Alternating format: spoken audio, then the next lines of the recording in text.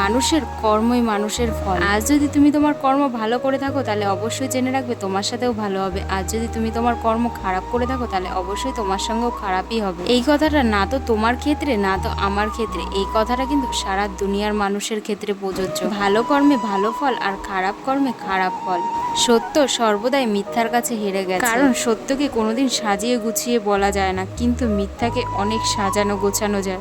একজন ক্ষমতাবান ব্যক্তি সর্বদাই তার মিথ্যেকে সত্য প্রমাণ করার জন্য নানান রকম প্রচেষ্টা করে। সে হয়তো ওই সময়টা নিজের ক্ষমতা দিয়ে সত্যকে মিথ্যা প্রমাণ করেও দেয়। আমরা কিন্তু তখন মনে মনে খুবই কষ্ট পাই যে আজকে আমি সত্য বলেও হেরে গেলাম। একটা কথা জানো তো, আজকে হয়তো সে তার ক্ষমতা দিয়ে জয়ী হয়ে গেছে, কিন্তু সে হয়তো ভুলে গেছে আমাদের উপরেও একজন বসে আছে, সে সব সময় আমাদের উপরে নজর রাখে। আজকে হয়তো আমরা সত্য বলে কষ্ট পাচ্ছি, কিন্তু সে তার কর্মের ফল অবশ্যই পাবে। নমস্কার আমার প্রিয় বন্ধুরা, কেমন আছো তোমরা সবাই? আশা করছি যে যেখানে আছো ভালো আছো, সুস্থ আছো। আমরাও সবাই ভালো আছি, তোমাদের আশীর্বাদ ভালোবাসা। আজকে সুন্দর একটি দিনে আমি আমার ছোট্ট পরিবারে তোমাদের সবাইকে জানাই অনেক অনেক স্বাগত। আজ হলো বুধবার আর এখন বাজে বেলা 11টা।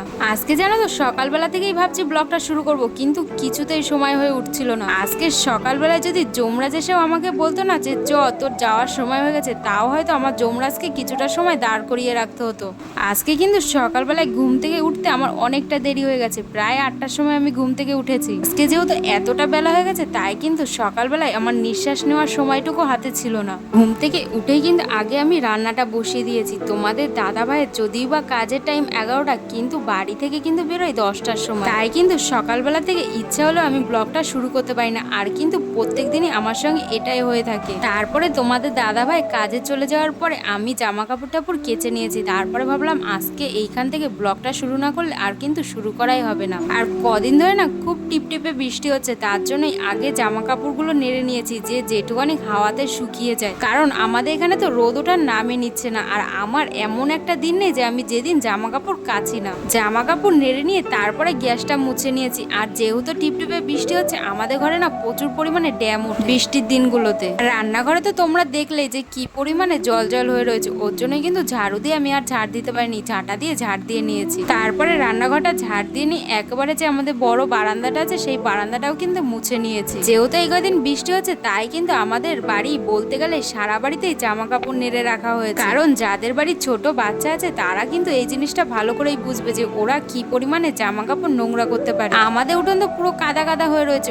ওর আরো নোংরা করতে সুবিধা হচ্ছে, যার জন্য আমার কিন্তু কাচাকুচি আরো বৃষ্টির দিনে বেড়ে যায়। আমাদের ডোডো বাবা ছোট থেকেই আমি শুধু ভাবি এই হয়তো একটু বড় হবে আমার জামা কাপড় কাচা কমবে, কিন্তু না, আমার জামা কাপড় কাচা উল্টে আরো বেড়েই যাচ্ছে। কারণ ও এখন সারা দিন বলতে গেলে কাদামাটি ছেনতেই থাকে। ওই দেখো আমার পিছনে ও কিন্তু এখনো কাদায় ছেনে যাচ্ছে। আর কিছুটা টাইম আমি ওকে কাদা ছেনতে দিই, নয় কি বলতো সারাক্ষণ হয়তো ফোন দেখবে, যেটা তো একদমই বাচ্চাদের জন্য ভালো না। আমার নয় একটা দুটো জামা কাপড় বেশিই ধুতে হবে, কিন্তু ফোনের থেকে তো দূরে থাকলো। আর এইদিকে দেখো ঘরটা মুছে আমি একটা টব নিয়ে এসেছি। কালকে আমাদের পাশের বাড়ি থেকে কিছু টাইম ফুল গাছ নিয়ে এসেছি। গাছ লাগাতে কিন্তু আমি ছোটবেলা থেকেই ভালোবাসি, আর বিশেষ করে সবজি আর ফুল গাছ দুটোই কিন্তু আমার খুবই পছন্দের। কিন্তু কি করব বলো, আমাদের সারা বাড়িতেই বলতে গেলে রাবিশ ফেলানো, মাটির থেকে রাবিশটাই বেশি, তাই মন চাইলেও ঠিকভাবে গাছপালা লাগাতে পারি না। টাইম ফুল গাছ কটা লাগিয়ে নিয়ে দেখো একেবারে উঠোনটাকে ঝাড় দিয়ে নিচ্ছে। আর উঠোনটাকে ঝাড় দিতে জানো আজকে প্রচন্ড কষ্ট হচ্ছে, যেহেতু উঠোনটা কাদা কাদা হয়ে রয়েছে, তাই কিন্তু ঝাঁটাটা ঢুকে ঢুকে যাচ্ছে, ঠিকভাবে ঝাড়টা দেওয়া যাচ্ছে না। কিন্তু উঠোনটা প্রচুর নোংরা হয়েছিল, তার মধ্যে তো তোমাদের ডোডো বাবা খাবার খেয়ে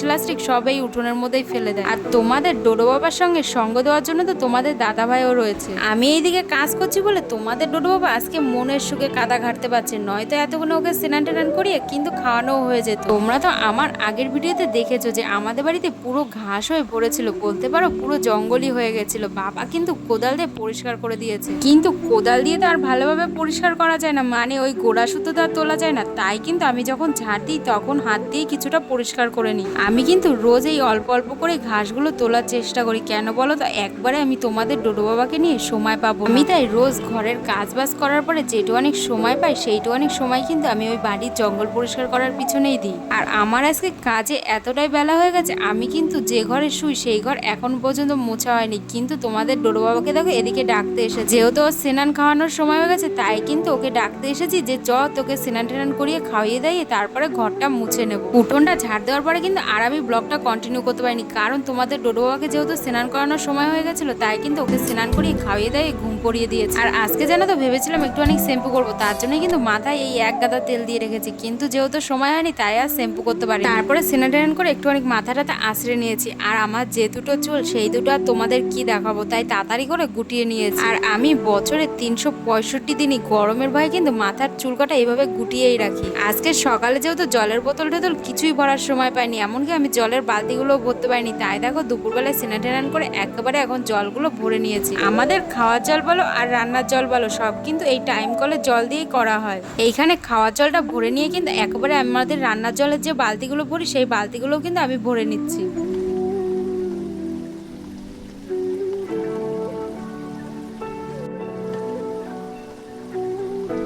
নমস্কার বন্ধুরা, কেমন আছো তোমরা? যে যেখানে আছো ভালো আছো, সুস্থ আছো, আমরাও কিন্তু সবাই ভালো আছি তোমাদের ভালোবাসা আর আশীর্বাদে। তো আজকে হলো বৃষ্টির একটা দিন, দিনটা তো ভালোই লাগে, কিন্তু এই যে সারা ঘরে দেখো জামা কাপড় নেড়ে রেখেছি, মানে সকালবেলায় যে জামা কাপড়গুলো কেচে বাইরে নেড়ে রেখেছিলাম এই টিপ টিপে বৃষ্টির জন্য এখন আবার ঘরে এনে নেড়ে রেখেছি।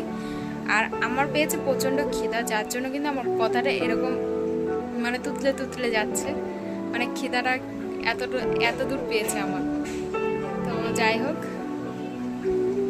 আর কি বলবো, তোমাদের ডোডো বাবাকে খাওয়া দাওয়া ঘুম পড়িয়ে দিয়েছি। মানে ওকে যদি না ঘুম পড়াতাম না এতক্ষণ আমার মনে হয় এই কাজগুলো এত তাড়াতাড়ি আমি করতে পারতাম না।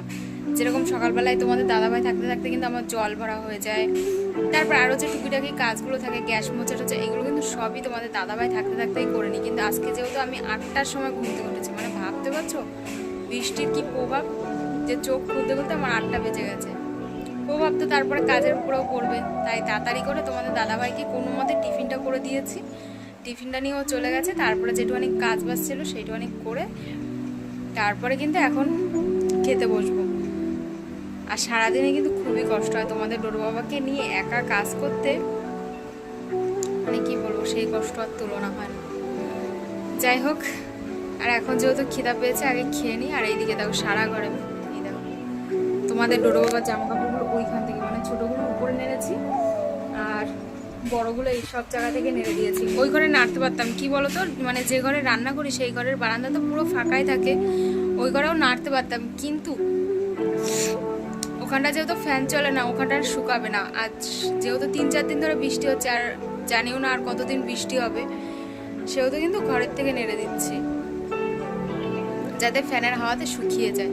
আর এটা কিন্তু এই এক সপ্তাহ ধরে কন্টিনিউ হয়ে যাচ্ছে এরকম টিপটিপে বৃষ্টি হলে জোরে হওয়া, কিন্তু না এরকম টিপটিপ টিপটিপ করে বৃষ্টি হয়ে যাচ্ছে। তোমাদের ওখানে কিরকম বৃষ্টি হচ্ছে আমাকে অবশ্যই কিন্তু জানিও।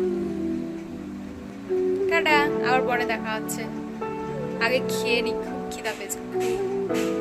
আজ সকালবেলায় দেরি করে ঘুম থেকে ওঠার জন্য কিন্তু আমার কাজের চাপটা অনেকটাই বেড়ে গেছিলো, যার জন্য কিন্তু আমি সকালবেলায় খাওয়ার সময় পাইনি। তার জন্য কিন্তু দুপুরবেলায় তোমাদের বললাম যে আমার খুবই খিদা পেয়েছে, কিন্তু দুপুরবেলায় আমার প্রচণ্ড পরিমাণে খিদা পেয়েছিল, যার জন্য আর আমি তখন খাওয়ার সময় ভিডিও করতে পারিনি। আজকে কিন্তু আমি রান্না করেছিলাম ডিমের ঝোল, কিন্তু তোমাদের সঙ্গে সেটা সারাদিনে শেয়ার করাই হয়নি। করতে করতে কখন শেয়ার করব সেটাই বুঝতে পারছিলাম না, কিন্তু তারপরে দুপুরবেলায় খেয়ে দিয়ে দেখলাম সব শেষই হয়ে গেছে, তাই আর তোমাদের সঙ্গে শেয়ার করতে পারলাম না। আর এইদিকে দেখো তোমাদের ডোডো বাবাকে আমি রেডি করছি আর বাইরে হচ্ছে টিপ টিপ করে বৃষ্টি, তার মধ্যে তোমাদের ডোডো বাবা সমানে বলেই যাচ্ছে ও পার্কে যাবে। তোমাদের ডোডো বাবাকে জানো তো সবসময় যদি এরকম জিন্সের প্যান্ট টি শার্ট বা শার্ট পরানো হয় ও সবসময় নিজেকে পুলিশ বলে। এদিকে আবার ও যখন খেতে বসে ওকে যদি পুলিশের ভয় দেওয়া হয় ও কিন্তু টপাটপ করে খেয়ে নেয়। আমরা কিন্তু নিজেরা কনফিউজ হয়ে যায় যে ও পুলিশ হতে চায় না পুলিশকে ভয় পায়। যাই হোক, সেটা তোমাদের ডোডো বাবা যখন বড় হবে তখনই আমাদের সঙ্গে শেয়ার করতে পারবে যে ও পুলিশকে ভয় পায় না ও পুলিশ হতে চায়। তোমাদের ডোডো বাবাকে রেডি করে একটুখানি কার্টুন চালিয়ে দিয়েছি, যে ও যতক্ষণ কার্টুন দেখবে আমি ঘরের কাজগুলো টুকিটাকি গুছিয়ে নিই। আর আমি বারবার বাইরে তাকাচ্ছিলাম যে যদি বৃষ্টি কমে তাহলে ওকে পার্কে নিয়ে যাব,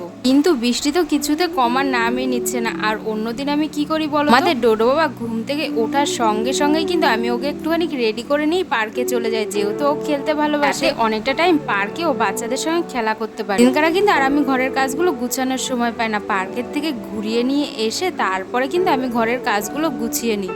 কিন্তু আজকে যেহেতু বৃষ্টি হচ্ছে তাই তো আর পার্কে যেতে পারছি না, তাই ভাবলাম ঘরের কাজগুলোই গুছিয়ে নিই। আমাদের বিছনার উপরে বলতে পারো সারাদিনই কিন্তু তোমাদের ডোডো বাবার খেলনা ছড়ানো থাকে। আমি যদি খেলনাগুলো গুছিয়ে রাখি তোমাদের ডোডো বাবা এলোই রাখি, এটাই কিন্তু আমাদের মা ছেলে সারাদিনের কাজ বলতে পারো। আর এই বৃষ্টিতে তো ঠিক মতো জামা কাপড় শুকাচ্ছেই না, তাই দেখো সারা ঘরে আমাদের জামা কাপড় মেলা রয়েছে। তার মধ্যে যে কটা জামা কাপড় শুকিয়েছে সেই কটাকে ভাঁজ করে নিয়ে দেখো বিছনাটাকেও ঝেড়ে নিচ্ছি।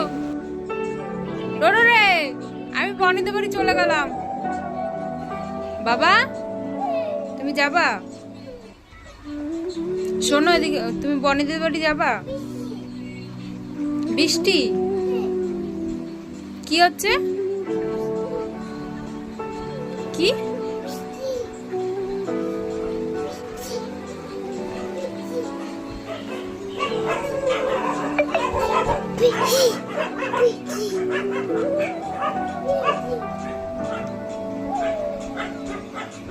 চলো বনি দিদিকে ডেকে নিয়ে আসি। ডোডো, ডোডো,